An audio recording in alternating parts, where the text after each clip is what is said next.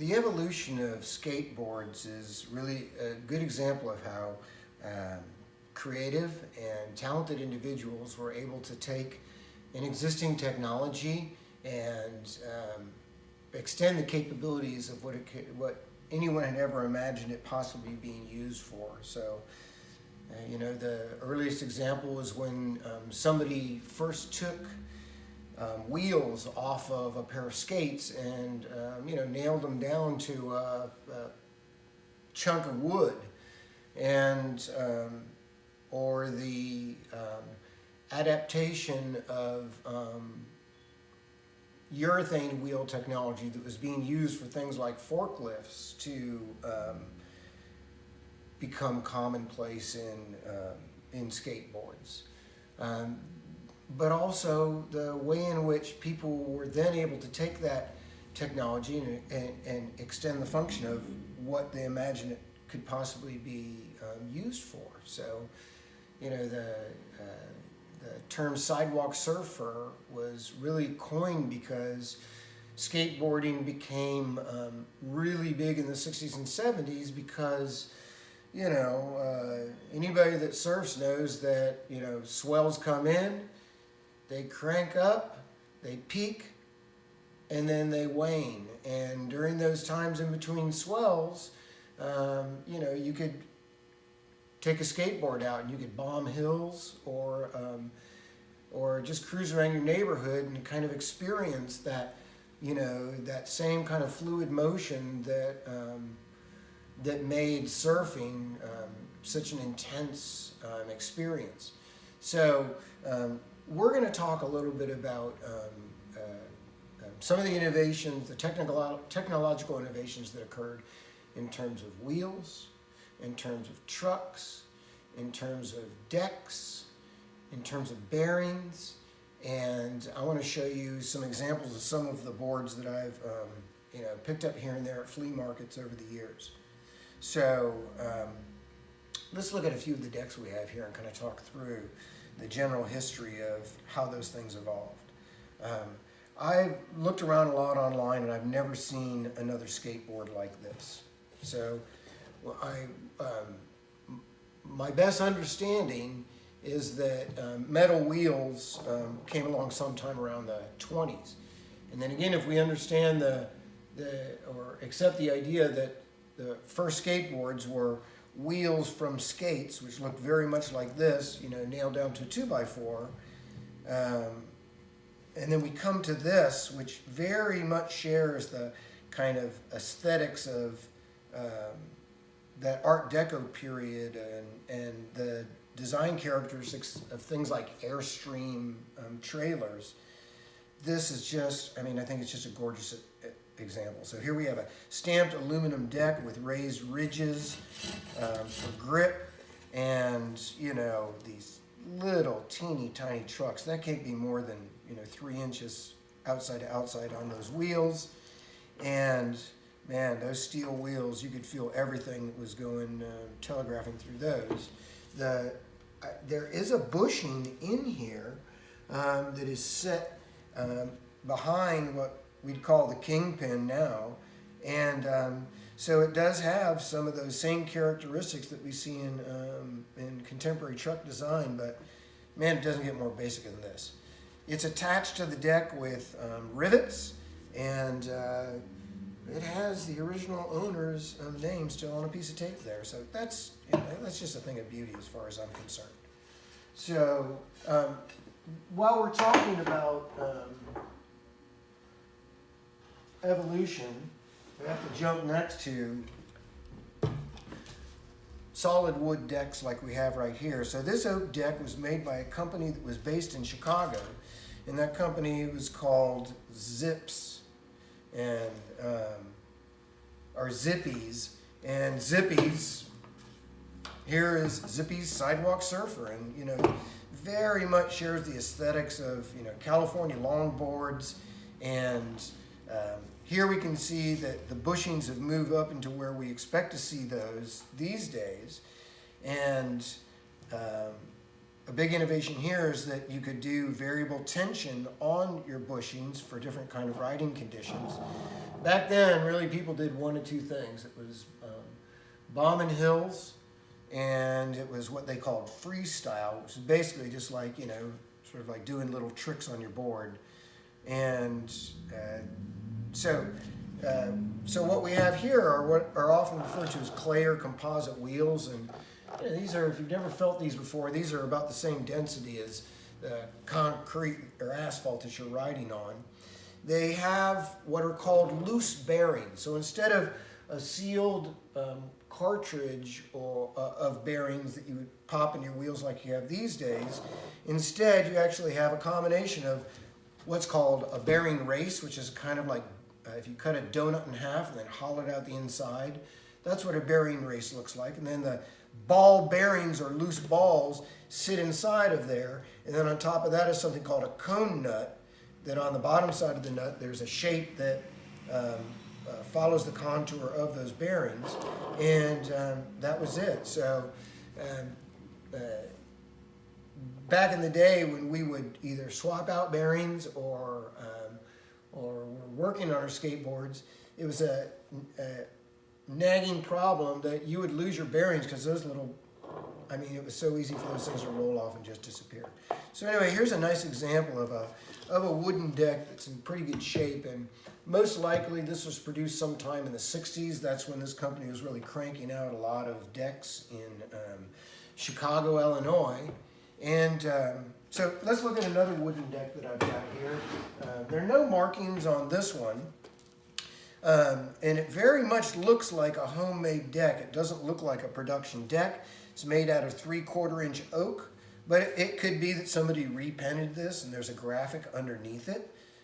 Can't say, but you know, it's the same style of trucks that we saw on that Zippy's, and not a bolt through with wooden decks, but a screw in. But here we've got urethane wheels. So this has got to be one of the, you know, a really early iteration of urethane wheels. Again, I don't have any other information on here. There's no markings on the trucks or markings on the wheels to indicate who might have made that. But it's just, I mean, it's got such a beautiful finish on it from the, you know, just decades of somebody beating this thing down the street. So we have to talk about plastics, and you know, plastics like that were produced by this company called Grentech were they were, you know, cranked out by the tens of thousands. But again, it was kind of like a big innovation because up until then, you know, really didn't see much but wooden decks, and you never saw a kick in the tail of a deck like this. So this is called the GT spoiler. This is by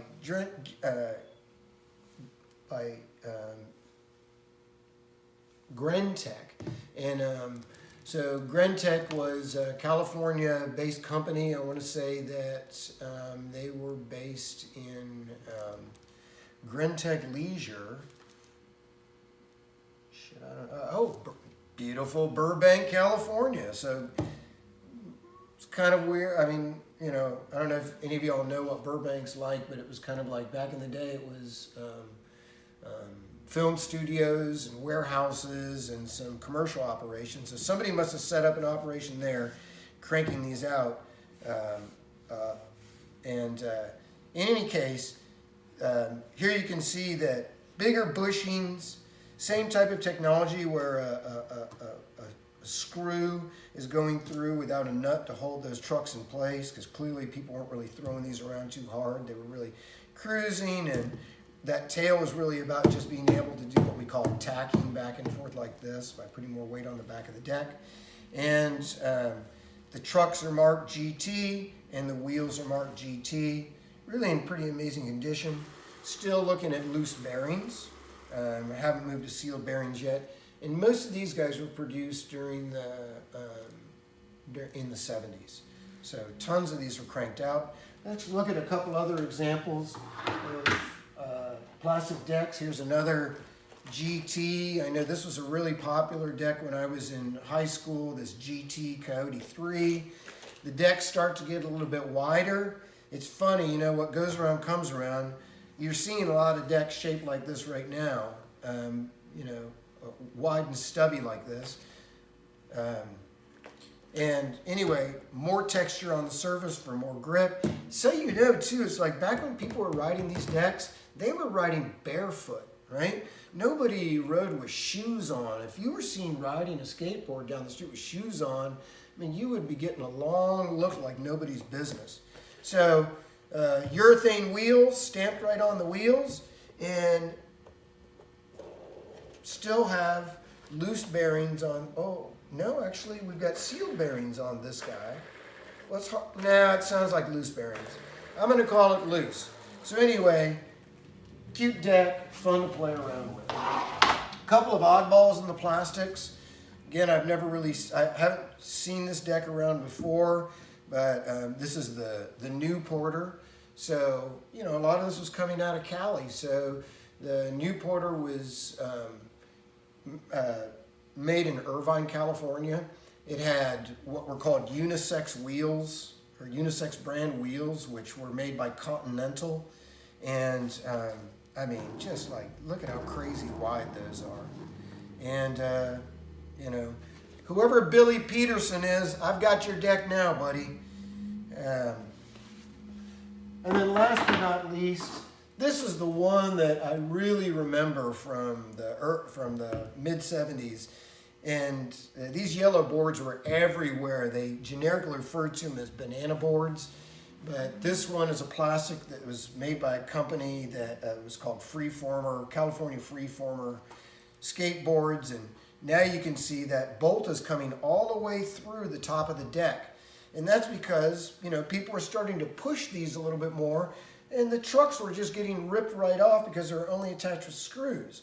But by going all the way through and grabbing it onto that deck, you're less likely to tear through on there.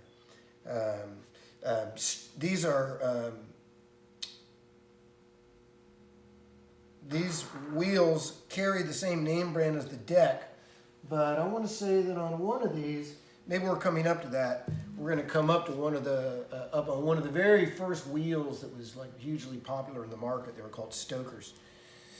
So one thing that I would like to, I don't know if I'm going to be able to get a good read on this or not, but one thing I want to share with you is that on the bottom of this Coyote, they have the safety maintenance checklist. And among it, it says, and like, this is just a list of everything that was exactly what we were doing with these back then. So, never be pulled or towed. Like, we would tie ropes to bumpers on cars, and it would be just get hauled down the street all day long.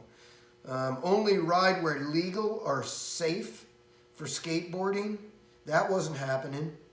And there was no such thing as a skate park. It was just like, we would clear the streets. When we bombed hills, we would have people lined up at the stop signs or at intersections where stoplights were to hold traffic as we blew down these hills.